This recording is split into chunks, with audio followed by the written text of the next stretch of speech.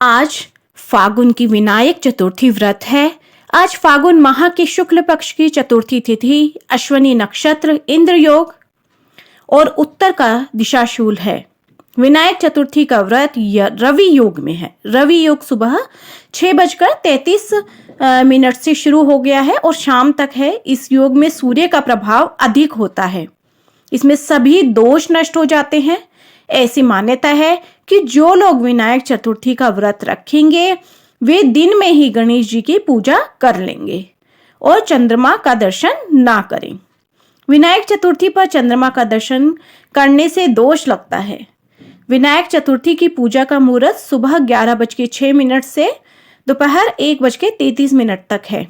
इस दिन भद्रा भी है, लेकिन उसका वास स्वर्ग में है। इस वजह से उससे कोई दुष्प्रभाव पृथ्वी पर नहीं पड़ेगा। विनायक चतुर्थी पूजा के शुभ मुहूर्त के समय आप गणेश जी का जल से अभिषेक करें।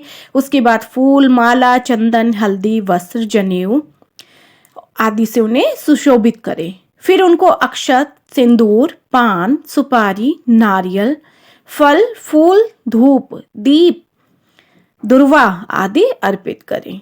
मोदक या लड्डू का भोग लगाएं। गणेश जी के मस्तक पर सिंदूर लगाएं और दुर्वा चढ़ाएं। दुर्वा की 5 या 21 गांठ चढ़ा सकते हैं तो जरूर चढ़ाएं। पूजा के समय गणेश चालीसा और विनायक चतुर्थी व्रत का पाठ अवश्य करें। फिर विधि पूर्वक गणेश जी की आरती करें। बुधवार का दिन भी गणेश जी की पूजा का है। ऐसे में विनायक चतुर्थी और बुधवार व्रत का सुंदर संयोग बन रहा है। अब हम करेंगे गणेश जी की कथा। तो बोलो गणेश जी भगवान की जय। एक गांव में माँ बेटी रहती थी।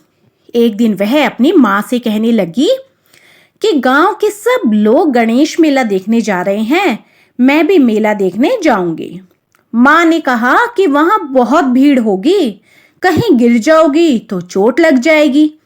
लड़की ने माँ की एक ना सुनी और मेला देखने के लिए चल पड़ी। माँ ने जाने से पहले बेटी को 2 लड्डू दिए और 1 घंटी में पानी दिया।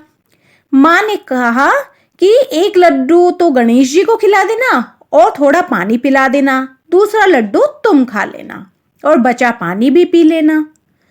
लड़की तो अब मेले में चल दी। मेला खत्म होने पर सभी गांव वाले वापस आ गए, लेकिन वह लड़की वापस नहीं आई। लड़की मेले में गणेश जी के पास बैठ गई और कहने लगी कि 1 लड्डू और पानी गणेश जी मैं आपके लिए लाई हूं और 1 लड्डू और बाकी बचा पानी मेरे लिए। इस तरह कहते कहते सारी रात बीत गई। अब लड़की तो इंतजार कर रही थी कि गणपति जी आएंगे और लड्डू खाएंगे और पानी पिएंगे, बाकी का बचा हुआ वह लेगी। अब तो गणेश जी भी ये सोचने लगे कि अगर मैंने यह लड्डू और पानी नहीं पिया तो यह अपने घर नहीं जा पाएगी और वैसे भी इतनी रात हो गई। लड़की बेचारी भूखी प्यासी वहीं गणेश जी के सामने बैठी हुई थी। यह सोचकर गणेश जी एक लड़के के वेश में वहां आ पहुंचे और उससे 1 लड्डू लेकर खा गए और साथ ही थोड़ा पानी भी पी लिया। फिर वह कहने लगे कि मांगो, तुम क्या मांगती हो?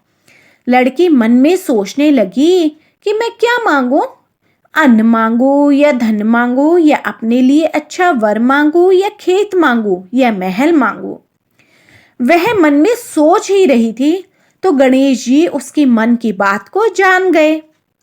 वह लड़की से बोले कि तुम अब अपने घर जाओ और जो तुमने मन में सोचा है वह सब तुम्हें मिलेगा।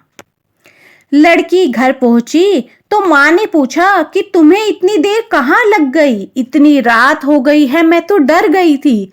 सभी गांव वाले वापस आ गए, पर तुम कहाँ ठहर गई थी? बेटी ने कहा, आपने जैसा कहा था मैंने वैसा ही किया।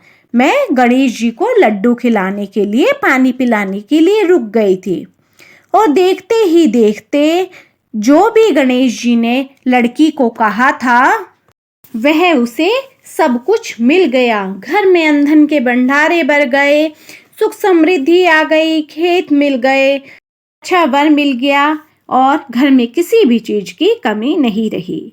तो हे गणेश जी भगवान, हे विनायक जी, आपने जैसे उसके घर में अंधन के भंडारे भरे, उनके घर में खुशियां लाई, ऐसे सबके घर में खुशियां लाइए, सबकी मनोकामना पूर्ण कीजिए। बोलो गणेश जी भगवान की जय।